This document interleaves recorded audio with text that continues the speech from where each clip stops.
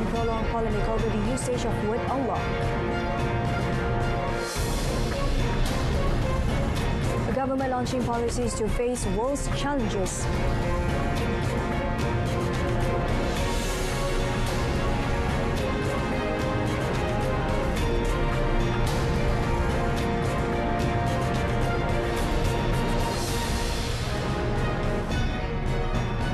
Hello and good evening and Salam Malaysia Madani. Thanks for joining us. I'm Shuhaida Arifin and you're watching Malaysia Tonight.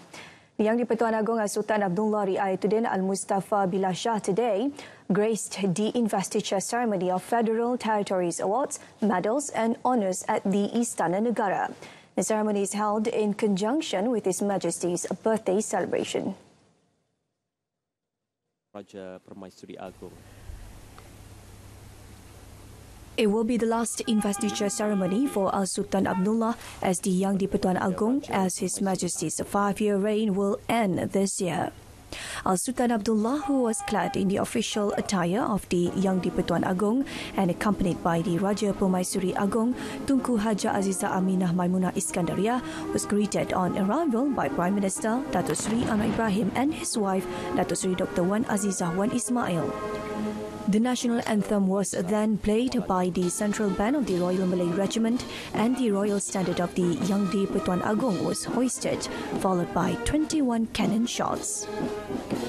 The Yang di-Pertuan Agong then inspected the main guard of honour and was given the royal salute again before the national anthem was played. After that, Sultan Abdullah and the Raja Permaisuri Agong, escorted by the Prime Minister and his wife, proceeded to the Balai Rung Seri for the investiture ceremony. A total of 839 individuals were conferred federal awards, honours and medals for 2023 in conjunction His Majesty's official birthday today. Speaker of the Dewan Rakyat, Datuk Johari Abdul, headed the list of recipients and was conferred the Darjah Kebesaran Panglima Setia Mahkota, which carries the title Tan Sri.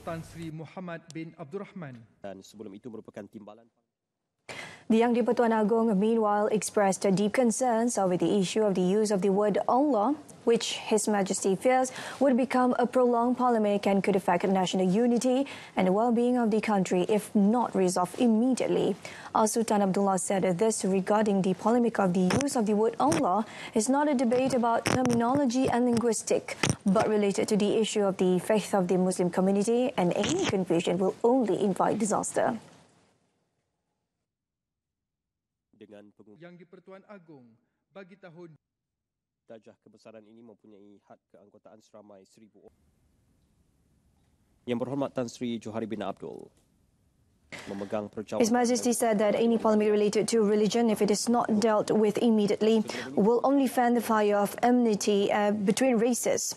Accordingly, Sultan Abdullah said that in dealing with such a sensitive issue, all parties should take a wise and orderly approach and be imbued with a high spirit of tolerance. The King also said that this is in line with the first principle of the Rukun Negara, which is belief in God, which among other things emphasise that the concept of religion is very important in the life of the Malaysian community and it should not be used as a basis of disputes and arguments.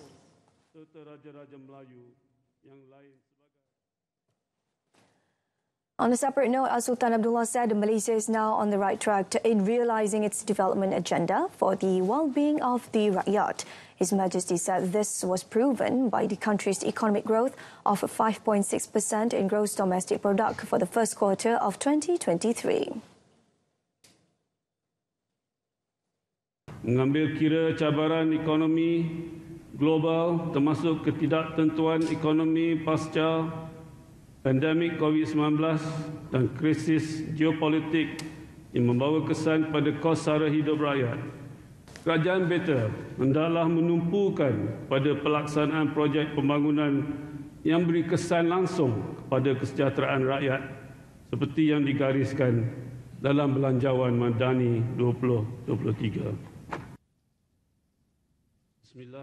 Sultan Abdullah said the agenda on the rakyat's well-being, including expanding the social protection network system to tackle the issue of rising living costs, needed to continue to be given focus. His Majesty also expressed his happiness and praised the government for its commitment to establishing good and close cooperation with all state governments for the benefit of the rakyat. Prime Minister Datuk Seri Anwar Ibrahim said the unity government, which owes its birth to the wisdom of the Yang di-Pertuan Agong, Sultan Abdullah Riayatuddin Al-Mustafa Billah Shah, has succeeded in achieving unity and forging a consensus, thereby creating a stable political environment. Syukur kepada Allah Subhanahu Wa Taala kerana atas limpah kurnia dan keizinannya, kerajaan perpaduan ini lahir daripada cetusan kebijaksanaan. Ihsan Tuanku telah berjaya mempertaut kesatuan pemuafakatan dan selanjutnya mewujudkan kestabilan politik negara, lantas memberi ruang ke arah pertumbuhan ekonomi negara, keyakinan pelabur domestik dan luar negara, serta mengatur tata kelola pemerintahan yang mampan dan wajar menjamin kesejahteraan dan keselesaan rakyat. Therefore, the Prime Minister said the unity government is committed to working diligently to drive growth and defend justice as well as human virtues with the determination and spirit of developing Malaysia Madani. Datuk Seri Anwar also expressed his heartfelt salutations and congratulations on behalf of the Cabinet Ministers and the Malaysian public on the occasion of the official birthday of His Majesty. Datuk Seri Anwar also stressed that the government will not compromise or allow the monarchy to be mocked and threatened in the name of freedom in this country. As such, he said the government would defend the monarchy system by ensuring the appropriate action is taken against any party that attempts to threaten the institution and the supremacy of the Constitution. Mewakili duta-duta dan pesuruh jaya tinggi asing di Malaysia atas ucapan tahniah dan sesuai dengan bidalan Melayu bahawa biar patah dayung di tangan, dengan jari ku kayuh jua.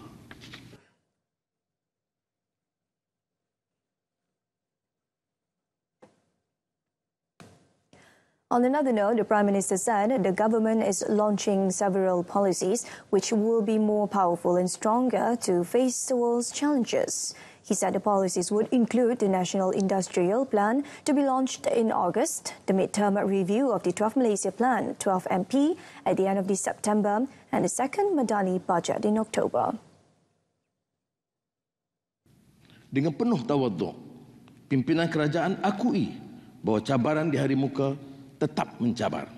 Dunia masih bergelut dengan adu kuasa dan peperangan. Kerancakan perdagangan ekonomi sejagat kian terbantut dan krisis iklim serta persekitaran berada di tahap genting. Arakian yang dituntut adalah merangka dasar negara yang lebih kental dan ampuh. Dalam semua kerangka besar yang bakal diluluskan. Besides economic recovery efforts, Datuk Seri Anwar said the unity government was also focusing on addressing the issue of cost of living, increase in the price of goods and food security, which had become a worldwide problem. The Premier, who is also Finance Minister, said several approaches such as the Rahmah Umbrella concept and Aidilfitri Sales Carnival and entrepreneurship programs were carried out as part of the effort to help the people. Malaysia, he said, would also continue to play a more active role in voicing its stance and preserving the country's interest at international forums, particularly in issues of the country's sovereignty, humanitarianism, security and disaster management. Malaysia will continue to take all active measures to further strengthen its sovereign immunity and to engage all stakeholders in its pursuit of upholding the sanctity of arbitration internationally over the claim by the so-called heirs to the deceased Sultan of Sulu. The Special Secretariat on Sulu claims in a statement today said this included pursuing action against any Malaysians found to have provided material support directly or indirectly to the claimants or to any associated parties in the purported arbitration against Malaysia.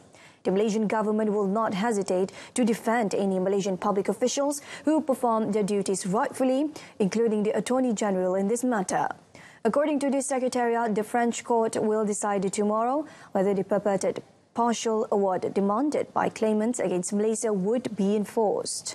On June 3rd, the Malaysian government denied in full and without limitation the allegations and insinuations in a letter sent by Paul H. Cohen, the lawyer to the party claiming to be the heir of Sultan Jamalul Kiram II, to the Attorney General's chamber. The Malaysian Communications and Multimedia Commission MCMC is considering action against Telegram due to the cybercrime cases involving the messaging platform. MCMC Chief Regulatory Officer Zulkarnain Muhammad Yassin said Telegram had risen to be one of the top 5 platforms which the most cybercrime activities compared to being in the top 11 between 2019 and 2020.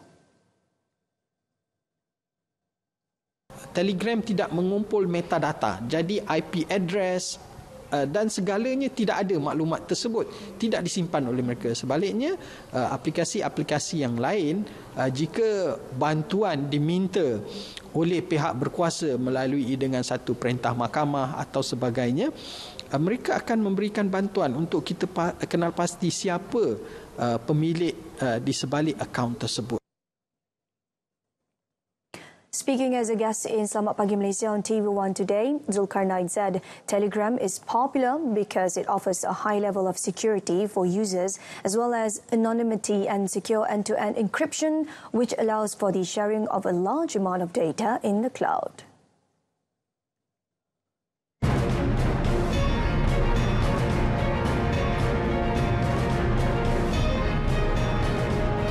Coming up, Batang Kali landslide reported to be completed by end of the month.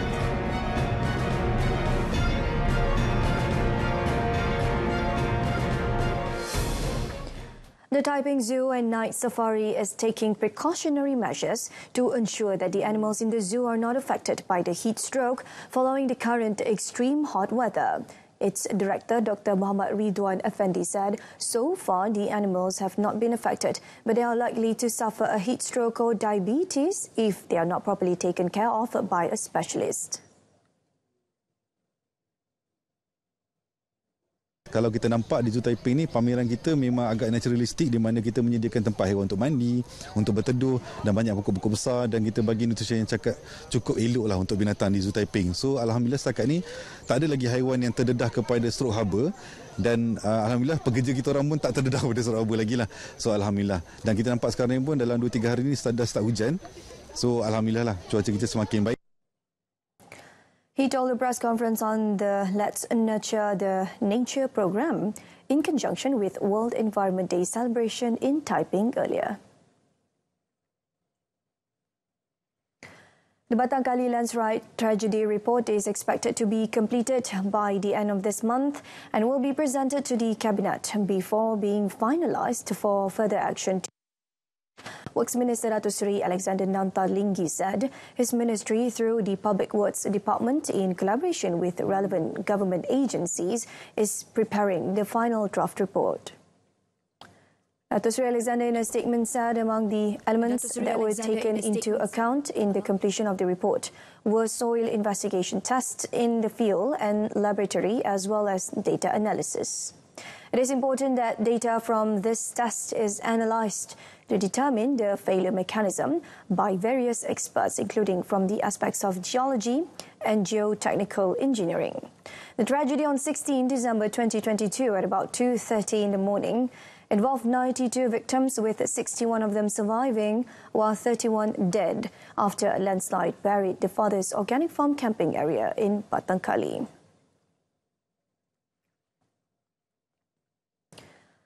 The water rescue team PPDA was hampered by murky waters and strong currents in their frantic search for a boy who is feared to drown in a river near Teratak River View, Lubuk Hantu, Tanjung Malim last Saturday.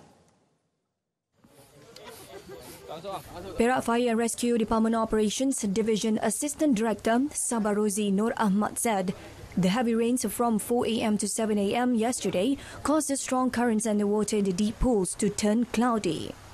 Thankfully, he said that the weather looked good today and the water much clearer with less current compared to yesterday. He said the search and rescue for the boy, which is into its third day, continued at about 8:30 a.m. this morning, involving 24 personnel from Tanjung Malim Fire Rescue Station, as well as Ipoh, Kuala Kangsar and Teluk Intan PPDA. Tracker dogs K9 are also in action to locate the victim, and in total, 52 personnel from various agencies are involved in the operation this morning. He said the trap points have been set as far as 2.5 kilometers from the location where the victims was last seen. Sabah Rozi said the victim, Edward Grang Anak Jenggot, age 8, from Sarawak, was the second of 3 siblings. He was camping out with his family to spend the school holidays, and they were supposed to return home the evening he went missing. A married couple was among 3 suspects arrested by the police in connection with the seizure of more than 10 kilograms of drugs comprising heroin and cannabis in raids in Manjung and Kampar yesterday. Perak Police Chief Dato' Seri Muhammad Yusri Hassan Basri said the couple aged 28 and 29 were arrested at a house in Setiawan, Manjung, where the police also confiscated the drugs believed to be heroin weighing 7.04 kilogram and 3.05 kilogram of cannabis. He said the police also seized 7 necklaces, 6 rings, 4 pairs of earrings and nose earrings, as well as a vehicle, all worth about over 72,000 ringgit. Both of them tested negative for drugs and had no previous record. On the third suspect, Dato' Seri Muhammad Yusri said the 36-year-old man was arrested at a house in Desa Lawan Kuda Kampar after the police found 2.7 kilogram of powder believed to be ecstasy, caffeine, methamphetamine, heroin, Aramin 5 pills and 6 grams of ecstasy pills. He said the suspect tested positive for methamphetamine and had 18 criminal records, including for drug-related offences.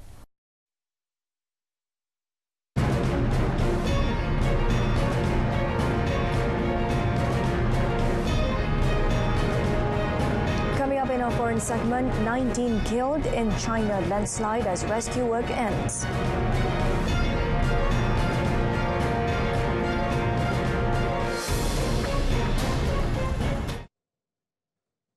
Passenger and freight trains were running again today at the site of India's deadliest train disaster in decades, which officials said was caused by failures linked to signal systems. Trains rumbled past the debris of smashed carriages from Friday night's crash near Balasore in the eastern state of Odisha, where nearly 300 people were killed and hundreds injured. Green netting was erected on either side of the tracks, shielding the crumpled carriages pushed down the embankment from the view of travelling passengers. The Railways Ministry said the first train, a goods train loaded with coal, started 51 hours after the crash. It was not immediately clear if all the tracks had been fully repaired, with trains today using only lines on one side. There was confusion about the exact sequence of the events on Friday, but reports cited railway officials saying a signalling error had sent the Coromandel Express running south from Kolkata to Chennai onto a side track. It slammed into a freight train and wreckage derailed an express running north from India's tech hub, Bengaluru, to Kolkata. All 19 people caught in a landslide in southwestern China's Sichuan province on Sunday have been confirmed dead, state broadcaster CCTV said, announcing the end of rescue efforts. Part of a mountain collapsed at around 6 a.m. local time near a state-owned forestry station in Jinhu near the city of Leishan. The disaster sent mud and debris hurtling towards a construction site operated by a local mining company, where it struck and buried parts of the production and living facilities at the mine shaft platform. CCTV said search and rescue work has currently ended and the cause of the collapse is under investigation. Footage broadcast by CCTV showed rescuers and excavators picking through a tract of mud that had flattened a wooden hillside and strewed it with twisted metal and smashed masonry. According to CCTV, an unspecified number of mine workers have been evacuated to a safe location. Authorities had sent more than 180 people and over a dozen pieces of rescue and recovery equipment to the site. Hundreds of Indonesian doctors and nurses today urge lawmakers to halt discussions on proposed revisions to healthcare laws that they said would dilute protections for medical practitioners. Indonesia's parliament in February proposed a host of revisions to current healthcare laws, including making it easier for patients to bring criminal charges against healthcare workers for malpractice and allowing foreign talent to make up for staff shortages in the country. The government has said the revisions are necessary to streamline the current laws. A health ministry spokesperson, Siti Nadia Tarmizi, said the new law aims to improve services in the middle-income country. But at least 5 unions have raised concerns about legal certainty and protection, arguing health workers would be disadvantaged. They also question whether standards were in place to ensure that foreign doctors would improve the level of care in Indonesia, which already struggles with a shortage of health workers, especially specialists.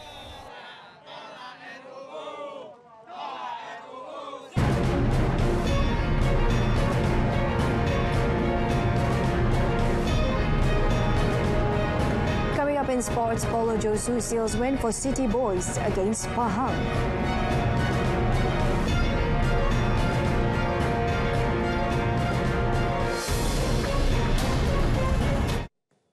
Harimau Muda kini bersedia untuk beraksi. Kelincahan bakal dipamerkan dalam perlawanan persahabatan antarabangsa Tier 2 bawah 17 tahun. Malaysia bertemu Uzbekistan Selasa 6 Jun 8.15 malam di saluran OK dan saluran sukan RTM. Saksikan juga secara penstriman langsung di RTM Klik. Welcome back. A superb free kick by Kuala Lumpur City KL City FC captain Paulo Josu got the team back to winning ways in the Super League after they beat Sri Pahang FC 2-1 at the Darul Makmur Stadium in Kuantan last night. The City Boys got off to an early lead in the 5th minute when Cheche Kipre took advantage of a pass from the middle of the park by Josu, firing a solid left-footed shot from outside the penalty box. Sri Pahang then slowly got back into the game and after ramping up the pressure against the visitors, were awarded a penalty kick in the second half as goalkeeper Muhammad Azim Al-Amin Kamaruddin brought down winger Muhammad Bakyuddin Shamsuddin in the box. Argentinian defender Stefano Brundo tucked away the spot kick in the 58th minute, scoring his 6th league goal this season. However, Sri Pahang team captain Muhammad Fadli Muhammad Shah's foul against Kipre gave Josu the opportunity to drill a free kick into the left corner of the goal, sealing the victory for Boyan Hodak's men in the 76th minute. With the result, KL City moved up 1 rung to 6th in the table with 22 points, overtaking Terengganu FC 20 points, while Sri Pahang remain in 3rd with 25 points.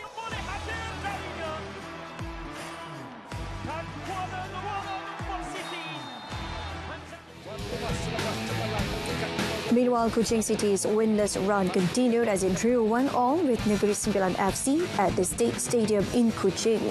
The hosts took the lead through Zahrul Nizwan Zulkifli's powerful shot in the 8th minute before Brazilian import Casagrande salvaged a point for Negeri Sembilan by scoring the equaliser in the 34th minute. The result leaves Irfan Bakti Abu Salim's men with 3 draws and 9 defeats after starting the league campaign with a victory over the league's bottom club Kelantan FC 2-0 in February. With 6 points, Kuching City are in 13th place, while Negeri Sembilan remain in 8th with 18 points. South Korea have advanced to the semi-finals at the FIFA Under-20 World Cup in Argentina, moving within a win of reaching the championship match for the second consecutive tournament. Choi So-kyun headed in the match's only goal early in extra time as South Korea knocked off Nigeria 1-0 in the quarterfinals of the tournament at Santiago del Estero Stadium, Argentina on Sunday. South Korea did not register attack attempts. The teams remained scoreless after 90 minutes, with South Korea unable to put any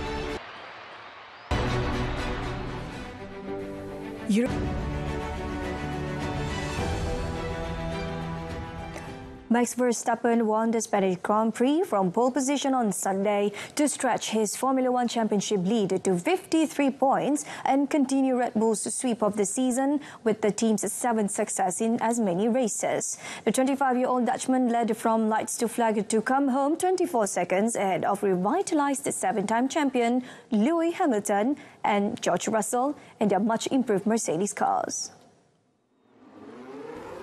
The win was Verstappen's 5th of the season, 3rd in a row, and the double world champion's 40th in Formula One. The Dutch 25-year-old also secured a bonus point for fastest lap. 7 times world champion Lewis Hamilton finished a distant second for Mercedes, with teammate George Russell completing the podium on a cloudy but dry afternoon at Barcelona's Circuit de Catalunya. I mean, it's a big pleasure, to drive with a car like this, and I think it showed again today. I mean, we had quite a lot of different tire strategies out there. I think for most of the race we're on the right one, but again, a win here, it's incredible. Red Bull's Sergio Perez, Verstappen's closest championship rival, finished 4th after starting 11th.